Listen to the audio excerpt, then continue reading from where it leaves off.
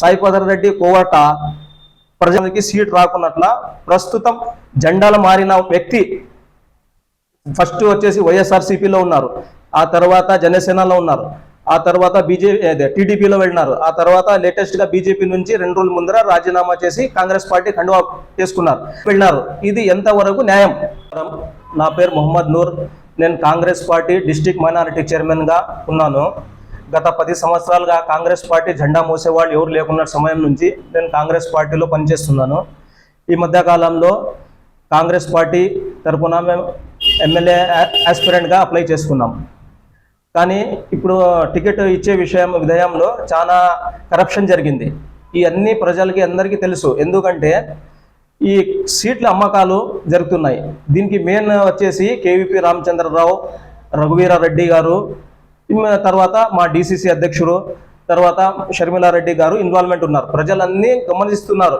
నేను చెప్పే మాట కాదు. ఎందుకంటే మేము 10 ఏళ్ళ నుంచి కష్టపడే వాళ్ళకి సీట్ రాకున్నట్ల ప్రస్తుతం జెండాలు మారిన వ్యక్తి ఫస్ట్ వచ్చేసి వైఎస్ఆర్సీపీలో ఉన్నారు, ఆ తర్వాత జనసేనలో ఉన్నారు, ఆ తర్వాత టీడీపీలో వెళ్ళినారు, ఆ తర్వాత లేటెస్ట్ గా బీజేపీ నుంచి 2 రోజుల ముందర రాజీనామా చేసి కాంగ్రెస్ పార్టీ కండువా చేసుకున్నారు.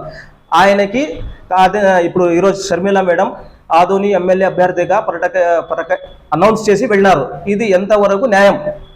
ఎందుకు ఈ ప్రజలే అర్థం చేసుకోవాలా. ఈ సీట్లు కేటాయించే దాంట్లో కరప్షన్ జరిగింది.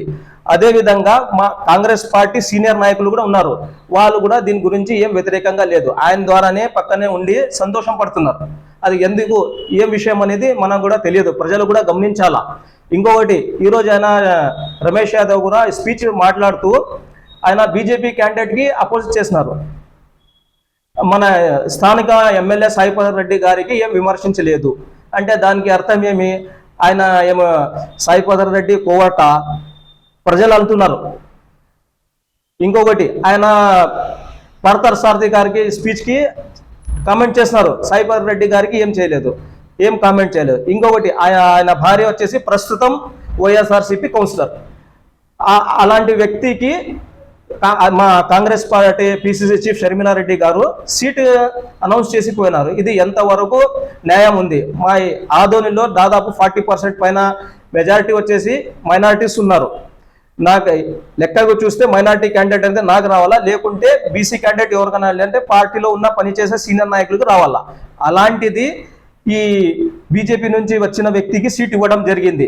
ఈ విషయము ప్రజలు గమనించాలా. ఏముండదు, కరప్షన్ ఉండదా, ఏముండదు అనేది ప్రజలు, ఆదోని పట్టణం అని పరిసర గ్రామ ప్రజలు గమనించాలా. మన రాష్ట్రం అని కాంగ్రెస్ పార్టీ నాయకులు గమనించాలా. ఇది ఎందుకు జరిగింది? అసలు నేను ఈ విషయానికి నేను తెలియగా వదలను. మా AIC chairman minority department Imran Pratap గారి దగ్గర ఈ విషయం తీసుకొని పోతాను. ఈ విషయంకి ఎంక్వైరీ చేపిస్తాను. అసలు క్యాండిడేట్కి సెలెక్షన్ చేసే ప్రొసీజర్ ఏంటి? మళ్ళీ మీరు మాట్లాడి ఎవరు ఎంపీ క్యాండిడేట్ ఎవరు చెప్తే ఆయనకి సీట్ ఇవ్వాలనుకుంటే అది నోటిఫికేషన్ ఎందుకు ఇచ్చినారు? క్యాండిడేట్ ఆస్పిరెంట్ క్యాండిడేట్ ఎవరైనా అప్లై చేసుకోవాలంటే నోటిఫికేషన్ ఎందుకు ఇచ్చినారు? మాతో అప్లికేషన్ ఎందుకు తీసుకున్నారు? మాతో ఫీజు ఎందుకు కట్టించుకున్నారు? అన్ని చేసిన తర్వాత ఇప్పుడు 2 రోజుల ముందర పార్టీలో జాయిన్ అయిన వారికి సీట్ ఇవ్వడం ఇది ఎంతవరకు న్యాయం?